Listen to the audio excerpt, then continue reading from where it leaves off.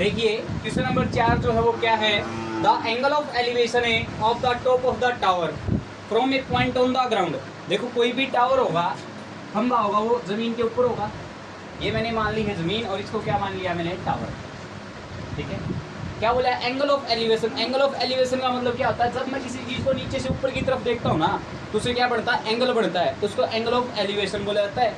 अगर मैं ऊपर खड़ा होकर किसी चीज के ऊपर नीचे की तरफ देख रहा हूँ तो एंगल ऑफ डिप्रेशन बढ़ता है, इसको बोलते हैं उन्नयन कोण। और ऊपर से नीचे जब देखा जाएगा तो उसको बोला जाएगा अवनमन कोण।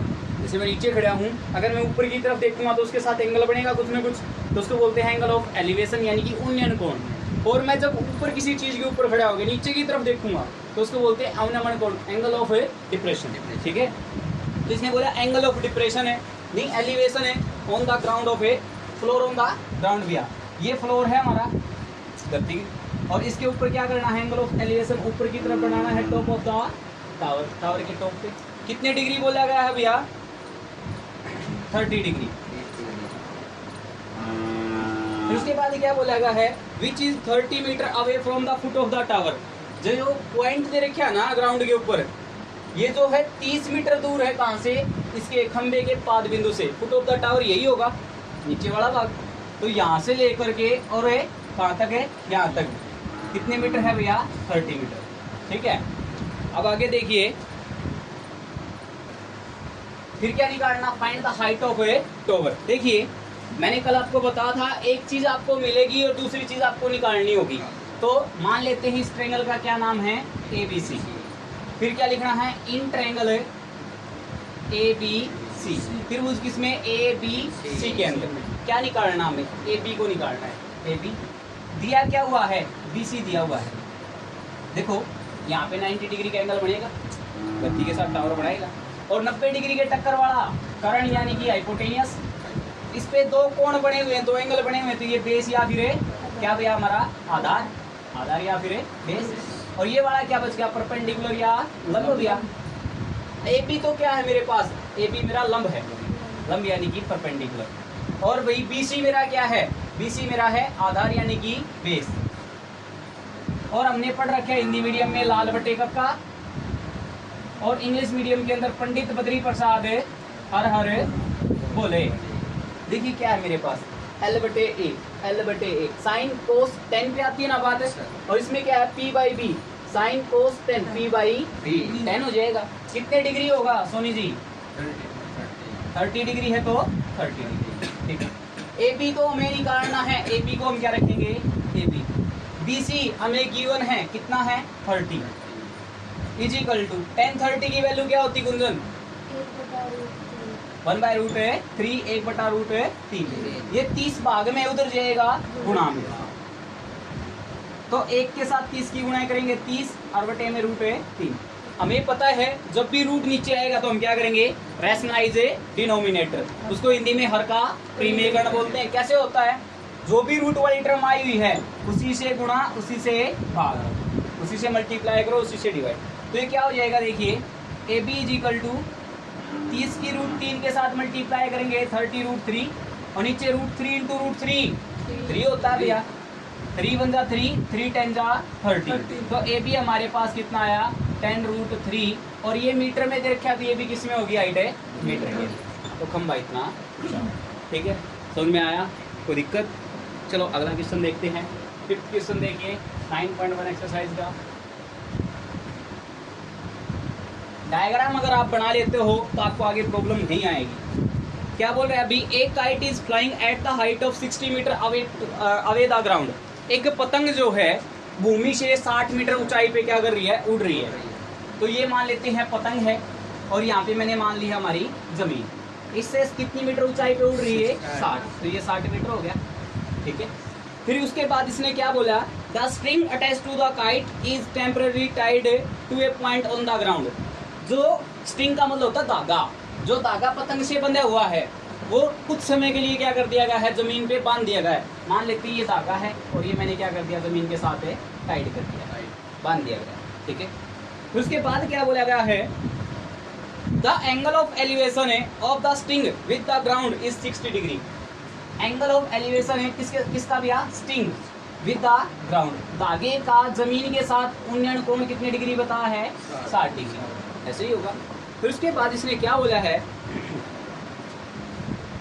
The inclination of the string with the ground is 60 degree, find the length of the string, धागे की लंबाई ज्ञात कीजिए। मतलब ये वाली निकालनी है, यही था ना हमारा धागा, मान लेते हैं x है, ठीक है। फिर उसके बाद क्या बोला? Assuming that there is the no slack in the string, यह मानते हुए कि उसमें कोई ढील नहीं है। स्लैक का मतलब क्या होता है? ढीला डाला होना, ठीक है। इसने बोला नो स्लैक, यानी कि कोई ढीलापन नहीं है, वो बिल्कुल टाइट करके बांधा गया है, ठीक है। तो इसका मान लेते हैं नाम क्या है? ABC, ठीक है। ये AB तो हमें गिवन है, निकालना क्या है? AC। तो कर लेते हैं इन ट्रायंगल त्रिभुज, कौन सी वाली में? ABC में, ठीक है। क्या निकालना है? AB तो हमारे पास है, निकालना क्या हमें? AC, ठीक है। एक गिवन होगी और एक हमारे पास होगी, उन दोनों को ले लेना है, चाहे किसी को ऊपर हो किसी को नीचे हो, कोई प्रॉब्लम नहीं होगी, ठीक है। और देखिए यहाँ पे 90 डिग्री का एंगल बनेगा, इस पे दो एंगल बने हुए हैं, ये क्या होगा हमारा? आधार या फिर बेस। और 90 डिग्री के टक्कर वाला क्या होता है? कर्ण या फिर हाइपोटेनियस। ये वाला क्या बच गया? लंब या फिर परपेंडिकुलर। तो AB ले रखा है मैंने ऊपर, AB क्या मेरा? लंब या फिर परपेंडिकुलर, या फिर परपेंडिकुलर। AC मेरा क्या है? AC मेरा है कर्ण या फिर हाइपोटेनियस, ठीक है। और हमें पता है लंब बटे कर्ण, लंब बटे कर्ण पहला ही होता है, क्या होता है? साइन। कितने डिग्री? 60 डिग्री। अब देखिए AB की वैल्यू तो मेरे पास 60 है, AC को मैंने क्या मान रखा है? x। और साइन 60 की वैल्यू क्या होती है तुल कुमार? √3/2। क्रॉस मल्टीप्लाई करवा दे, आर पार गुणा 60 दूनी 120, इधर क्या हो जाएगा? x, उसके मल्टीप्लाई में जाएगा √3x। ये √3 किस में है? गुणा में है, इधर आएगा तो भाग में आ जाएगा। अब देखिए अनमोल कुमार, नीचे क्या आ गया? रूट वाली चीज आई है, तो क्या करना होगा? आर का परिमेयकरण, रैशनलाइज डिनोमिनेटर। कैसे होता है? जो भी रूट वाली टर्म आई हुई है उसी से गुणा और उसी से भाग, ठीक है।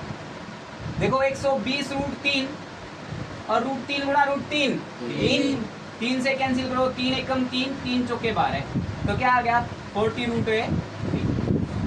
और ये मीटर के अंदर दे रखा है हमारा, तो ये भी किसमें होगा? मीटर में। तो धागे की लंबाई कितनी होगी? 40√3। आया समझ? कोई किसी को प्रॉब्लम? डायग्राम अच्छे से बनाना है, डायग्राम के बगैर मत करना भाई कोई भी सवाल, इसका रट्टा नहीं लगता भी, ठीक है।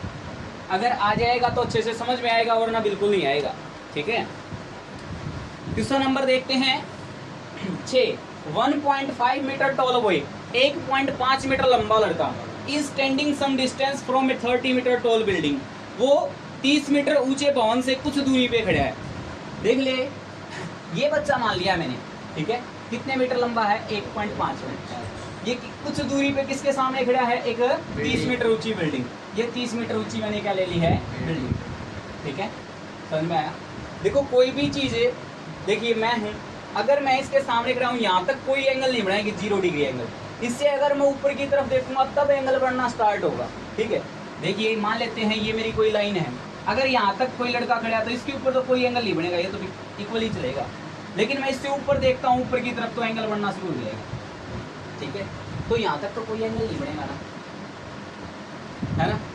यहाँ तक तो कोई एंगल नहीं बनेगा, जमीन पे खड़े होंगे, ये जमीन बना दी मैंने। 1.5 मीटर लंबा लड़का था, 1.5 मीटर ही होगा यहाँ पे भी। ऊपर कितना बच जाएगा? पूरा 30 है, उसमें से 1.5 तो हट जाएगा, तो कितना बचेगा? 28.5 बचेगा। बचेगा नहीं बचेगा, क्योंकि 30 में से इसको 1.5 को बढ़ा देते हैं, ठीक है। तो 28.5। अब आगे देखते हैं, आगे क्या बोलता है, आगे सुनिए। The angle of elevation from his eye the top of the building increases 30 to 60 as he walks towards the building. देखो इसने क्या बोला, इसके आँख से इसके टॉप का एंगल ऑफ एलिवेशन क्या होता है? इंक्रीज होता है, उन्नयन कोण बढ़ता है, पहले 30 और फिर 60। तो जब ये क्या करता है, इसे भवन की तरफ जाता है। जब भी मैं किसी चीज के करीब जाऊंगा ना, तो एंगल क्या होता जाएगा? बढ़ता जाएगा, ठीक है। जब मैं उससे दूर जाऊंगा तो क्या हो जाएगा? एंगल है बढ़ता जाता है। तो मान लेते हैं स्टार्टिंग में यहाँ पे था एंगल ऑफ एलिवेशन इसके टॉप का, इसके शिखर का उन्नयन कोण कितने डिग्री था? 30 डिग्री। फिर मान लेते हैं ये लड़का और इसकी तरफ आ गया है, इसने यही बोला है जब ये इसके किसकी तरफ जाता है, अभी बिल्डिंग की तरफ जाता है, तो इसका एंगल ऑफ एलिवेशन क्या हो जाता है, बढ़ जाता है। कितना हो गया अभी, अब इसके टॉप का एंगल ऑफ एलिवेशन बढ़ गया है 60। ठीक है, कोई दिक्कत किसी बच्चे को? समझ में आया अमन कुमार? नहीं समझ में आया। 1.5 मीटर लंबा लड़का है, 30 मीटर पवन से कुछ दूरी पे खड़ा है। फिर उसने क्या कहा कि ये जब इसकी तरफ चल के जाता है तो जो इसका एंगल ऑफ एलिवेशन है टॉप का 30 से क्या हो जाता है 60। तो पहले यहाँ पे मान लेते हैं हम, पहले कितने डिग्री का बन के गया 60, फिर इसकी तरफ चल के यहाँ पे आ गया, फिर कितना हो गया इसका एंगल ऑफ एलिवेशन 60, यही बताया गया। ठीक है, अब देखिए ट्रायंगल तो यहाँ पे 90 डिग्री एंगल बनेगा या नहीं बनेगा? देखो नीचे मेरे पास कोई एंगल नहीं, तो मुझे इस चीज की कोई जरूरत नहीं है नीचे वाले का। अब ये कितना रह गया, ऊपर 28.5, यही रह गया ना ये मेरे पास। समझ में आई? किसी को कोई प्रॉब्लम? अब देखिए इसमें ट्रायंगल बनती है ए बी सी और एक ये पॉइंट है डी। इसमें 2 ट्रायंगल नहीं, ट्रायंगल तो वैसे 3 भी बनती हैं, लेकिन ट्रायंगल जो है हम कैसे देखते हैं, ये भी तो एक ट्रायंगल है, ट्रायंगल एक ये भी है और एक पूरी बड़ी वाली भी है, लेकिन हम ट्रायंगल को ऐसे काउंट नहीं करेंगे। हमें ट्रायंगल कौन से वाले लेनी है? देखिए इसके अंदर एक ट्रायंगल के अंदर 90 डिग्री एंगल बना है, नहीं बना है? देखिए एक तो ट्रायंगल बनती है ये वाली, इसमें 90 डिग्री एंगल बना है। ये वाली ट्रायंगल हम नहीं लेंगे क्योंकि इसमें कोई भी 90 डिग्री एंगल नहीं बना, क्योंकि हम ट्रिग्नोमेट्रिक जो रेशियो लेते थे, त्रिभुज के जो अनुपात लेते थे, साइन कोस टेन कोट, ये एक राइट एंगल ट्रायंगल समकोण त्रिभुज के ऊपर लेते थे। तो ये वाली ट्रायंगल हमें छोटे वाली नहीं लेनी है। एक कौन सी लेनी है? बड़े वाली, ए बी और डी वाली। ठीक है, ये 2 ट्रायंगल लेनी है आपको। ठीक है, अब इसमें पूछा क्या गया है वो देखिए, इसमें पूछा है भैया find the distance he walked towards the building, वो दूरी ज्ञात कीजिए जो ये भवन की तरफ चलकेगा। कौन सी वाली चलकेगा? यहाँ पे था ये स्टार्टिंग में और यहाँ तक चलकेगा, ये वाली निकालनी ना, एक्स मान लेते हैं, और इससे आगे जो है उसको क्या मान लेते हैं हम, वाई। ठीक है, पहले कौन सी वाली ले लेते हैं? छोटे वाले ट्रायंगल ले लेते हैं। In triangle A B C, in triangle है छोटी वाली कौन सी रहे, ए बी सी, इन ट्रायंगल है ए बी सी। ठीक है, देखो एक चीज हमें गिवन है, कौन सी वाली गिवन है? A B. ये वाली हम निकाल लेते हैं। क्यों निकाला ये? क्योंकि ये बड़े वाली ट्रायंगल के अंदर भी आती है बीसी, तो हमें वही चीज निकालनी है जो दूसरी ट्रायंगल में हमें काम में आ सके भैया। ठीक है, तो दूसरी क्या हमारे पास है? बीसी। अब देखिए ये 90 डिग्री है, एक एंगल यहाँ पे बना हुआ, ये क्या हमारा बेस है ना, आधार है, आधार भैया, और 90 डिग्री टक्कर वाला ये वाला हाइपोटेनियस यानी कि कर्ण है, और ये वाला क्या हो जाएगा? लंब या फिर परपेंडिकुलर। ठीक है, ए बी हमारे पास क्या है? लंब है यानी कि परपेंडिकुलर है, और नीचे वाली टर्म क्या है मेरे पास? बीसी, आधार या फिर बेस है भैया। लंब बटे आधार साइन कोस टेन, देखो लंब बटे आधार 10 हो जाएगा। कौन से वाली ट्रायंगल थी? छोटे वाली। छोटे वाले में कितने डिग्री एंगल बने? 60 डिग्री। तो हम कितने डिग्री लेंगे? 60 डिग्री। ए बी हमारे पास कितना है? 28.5। बीसी हमारे पास कितना है? बीसी हमने मान रखा है वाई, और इज इक्वल टू 10 60 की वैल्यू होती है √3। देखिए 28.5 ये y डिवाइड में उधर जाएगा, मल्टीप्लाई √3y। इतना सबको समझ में आया? अब इसको इक्वेशन फर्स्ट बोल के हम छोड़ देते हैं एक बार थोड़ी देर के लिए। ठीक है, अब बड़े वाले ट्रायंगल, इन ट्रायंगल है बड़ड़ी, बड़ड़ी का क्या नाम सर है? ए बी और ए डी। सी नहीं भैया, सी तो हमने पहले वाली ली थी छोटे वाली, अब बड़े वाली लेनी पड़ेगी ए बी और ए डी। इन ट्रायंगल है बड़ड़ी ए बी डी। देखो इसके अंदर ए बी आया है, ए बी ले लिया मैंने, और इसके नीचे देखो पूरे के नीचे बी डी भी आया है, बी डी भी ले लेते हैं। तारा वाली नहीं, शिव वाली पियेंगे, जो पिए शिव, है ना? सुना होगा ये? क्या नहीं सुना? जो पिए बीड़ी इसको सप लड़े ना कीड़ी, सुना क्या? नहीं सुना, नादान बच्चे हो। अब देखिए इसके अंदर भी 90 डिग्री एंगल बने हैं, यहाँ पे 90 डिग्री है टक्कर वाला। इस वाली बड़े वाली ट्रायंगल में क्या होगा? कर्ण या फिर हाइपोटेनियस, तो ये वाला होगा। इस नीचे वाली पे ही 2 कोण बने हुए, एक तो यहाँ पे एक यहाँ पे, तो ये वाला नीचे वाला पूरा क्या हो जाएगा? आधार यानी कि बेस, और ये वाला क्या बच गया? लंब। तो ए बी तो मेरा क्या है? लंब यानी कि परपेंडिकुलर, और नीचे वाला क्या है? बी डी मेरा आधार या फिर बेस। लंब बटे आधार क्या होता है मेरा 10 होता है। कितने डिग्री है अब की बार बड़े वाले ट्रायंगल में 30 डिग्री। तो यहाँ पे कितने डिग्री लेंगे हम 30 डिग्री। ए बी की वैल्यू है मेरे पास कितनी 28.5। और देखो बी डी क्या है मेरा बी डी ये बड़ा ना B D X plus Y नहीं बढ़ेगा टोटल क्या बनेगा X plus Y total B D तो एक्स प्लस वाई बनेगा। तो इसकी जगह पे क्या लिख दिया एक्स प्लस वाई। इधर 10 की वैल्यू क्या होती है 1/√3। ठीक है अब देखिए आर पार मल्टीप्लाई कराएंगे आर पार गुणा कराएंगे भाई क्रॉस मल्टीप्लाई। √3 किसके साथ करो 28.5 और √3 भाग में इधर आके गुणा में एक्स प्लस वाई है ना उधर जाके माइनस ये भाग में उधर जाके गुणा में एक के गुणा में जाएंगे तो एक्स प्लस वाई।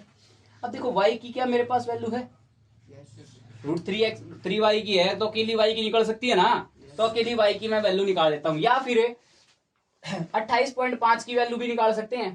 ठीक है वहां पे रख सकते हैं चाहे तो ये कीजिए चाहे ये कीजिए। देखो 28.5 की जगह पे लिख देता हूं मैं 28.5 की जगह पे क्या √3y है तो आप भी लिख दीजिए √3y और इसके गुणा में √3 और भी है ना 28.5 के। इतना सबको समझ में आया इजिकल टू क्या है एक्स प्लस वाई। ठीक है √3 इंटू √3 3y हो जाएगा और y प्लस का इधर आके माइनस का इजिकल टू एक्स। तो क्या बच जाएगा 2y इजिकल टू एक्स। इतना समझ में सबको आया। ठीक है तो अब मैं क्या करता हूं ये तो मेरी x और y दोनों की ही वैल्यू रहती है तो अब मैं y की वैल्यू उसमें रख लेता हूं। y की वैल्यू मेरे पास क्या आएगी 28.5 √3 मल्टीप्लाई में इधर आके डिवाइड। तो y की वैल्यू उसके अंदर रखते हैं। देखिए क्या पड़ेगा ये वाले इक्वेशन में क्या है 28.5 √3 equal two X plus Y. Y की जगह पे क्या है 28.5 बाय √3 28.5 और बाय में रूट है 3। ठीक है ये प्लस उधर आगे माइनस तो 28.5 √3 माइनस क्या हो जाएगा 28.5 बाय √3। इधर क्या रह गया एक्स। एलसीएम लेना पड़ेगा ना एलसीएम ले लेते हैं। एलसीएम क्या होगा इसका √3 हो जाएगा। इसके साथ गुणा करेंगे तो √3 इंटू √3 तो 3 हो जाएगा और 3 की गुणा इसके साथ चलो करते हैं 3 पंजे 15 एक हासिल 8 तिये 24 और एक 25 दो हासिल 3 दूनी 6 और 2 8 एक डिजिट के बाद पॉइंट है तो हम भी एक डिजिट के बाद पॉइंट लगा देते हैं। माइनस इसके नीचे तो एलसीएम सेम है तो 28.5 भी क्या रहेगा सेम एक्स मिल गया। चलो इसको माइनस करते हैं 0.5 में से 0.5 जाएगा 0 और पॉइंट के बाद 0 बचती तो हम उसको लिखते नहीं। अब इसमें से देखो 5 में से 8 जाता नहीं तो 15 में से 8 जाएगा 7। यहाँ पे कितना बचेगा 7 और 7 में से 2 जाएंगे तो 5। नीचे क्या है √3। अरे नीचे वर्गमूल आया है तो अर का प्रीमेकरण रैशनलाइज √3 से मल्टीप्लाई √3 से डिवाइड √3 इंटू √3 3 हो जाएगा तो 3 आ जाएगा यहाँ पे एक्स था भैया इधर 19 तिये 57 तो क्या हो गया 19 √3 आ गया है। किसकी वैल्यू आ गई है मेरी ये एक्स की। मुझे तो वाई की भी चाहिए ना तो इसके अंदर रख देते हैं है ना इसके अंदर इस चीज को लिख देते हैं। या फिर आप क्या कीजिए ये कौन सी वाली इक्वेशन बनी हुई है हमारी एक तो ये वाली बनी यहाँ पे रख दो चाहे इसके अंदर रख दो आपको किसकी वैल्यू मिल जाएगी वाई की वैल्यू मिल जाएगी। तो क्या हो जाएगा देखिए ये 2 गुणा में इधर आके भाग में। अब मैं क्या करता हूं एक्स की जगह पे क्या रखना है 19 √3 और डिवाइड में क्या है 2 और ये क्या हो जाएगा समझ में आया कोई दिक्कत भैया किसी भाई को।